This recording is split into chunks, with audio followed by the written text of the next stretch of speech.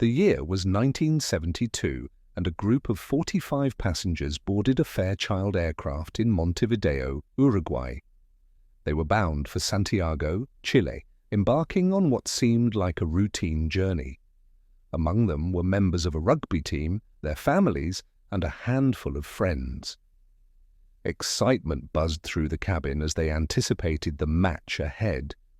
Little did they know that this trip would soon become one of the most remarkable and harrowing tales of survival in history.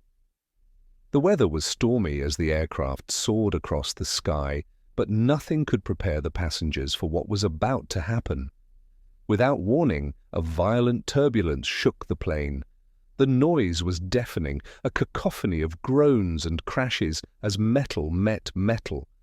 The aircraft veered uncontrollably, and before anyone could fully comprehend what was happening, it began its catastrophic descent.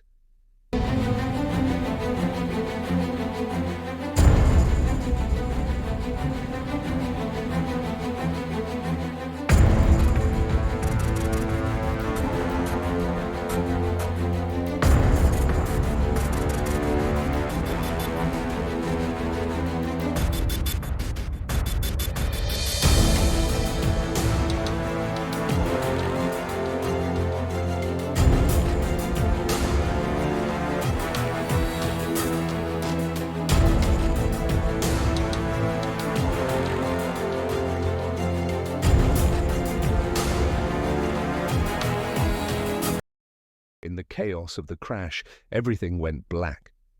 When the world around them came back into focus, the survivors found themselves amidst utter devastation. The wreckage of the plane was scattered across the snowy expanse of the Andes Mountains, miles away from civilization.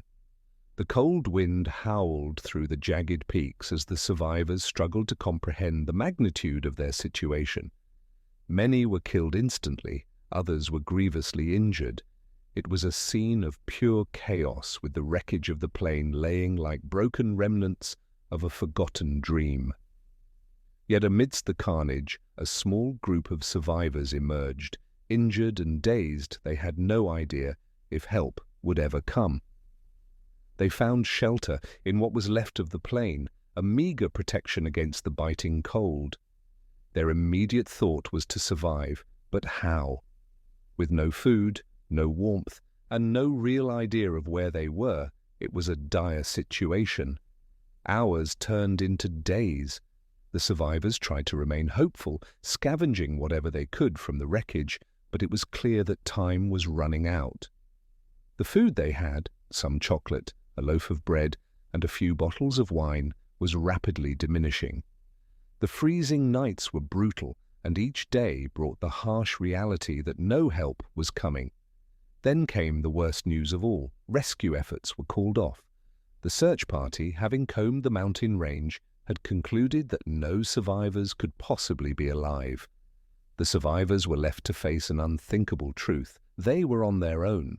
The only hope now was to find a way out of the mountains, to make it to civilization. But survival meant sacrifices, and the choices they had to make would haunt them for the rest of their lives. As hunger became more pressing, the survivors' minds turned to darker thoughts. With the small amount of food they had left now long gone, and the realization that they were facing certain death if they didn't find a way to eat, they came to the unthinkable conclusion. In order to survive, they would have to rely on the bodies of the dead. This was not a decision born of malice, but of necessity. Each one of the survivors grappled with the decision, and the guilt weighed heavily on them. But in the end, survival was their only option. They ate to live, hoping that somehow, some way, they would find a way out of this frozen nightmare. Weeks passed, each one blending into the other, a blur of hunger, despair, and frozen despair. The survivors never gave up hope, even when their bodies grew weaker and their spirits almost broken. They trekked across the mountain, hoping to stumble upon a path, hoping against hope for a miracle. But every attempt at escape brought them no closer to safety. Then, when it seemed all hope was lost, something extraordinary happened. Two of the survivors, Rafael and Nando, decided to take matters into their own hands.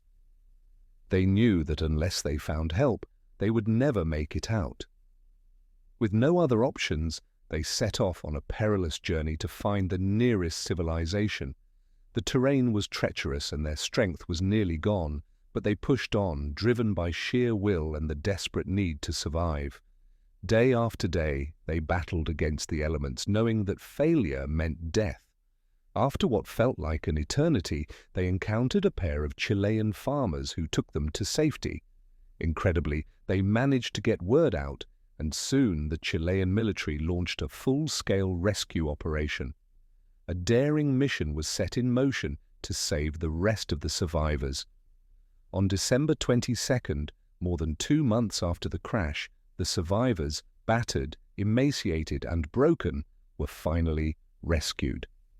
16 of the original 45 made it out alive. It was a miracle, but it came at an unimaginable cost. The survivors were physically frail, their bodies depleted by hunger and exposure, but the emotional toll was far deeper. They would never forget the faces of their friends who perished, or the agonizing choices they were forced to make in order to survive. The emotional scars would remain, haunting them for years to come.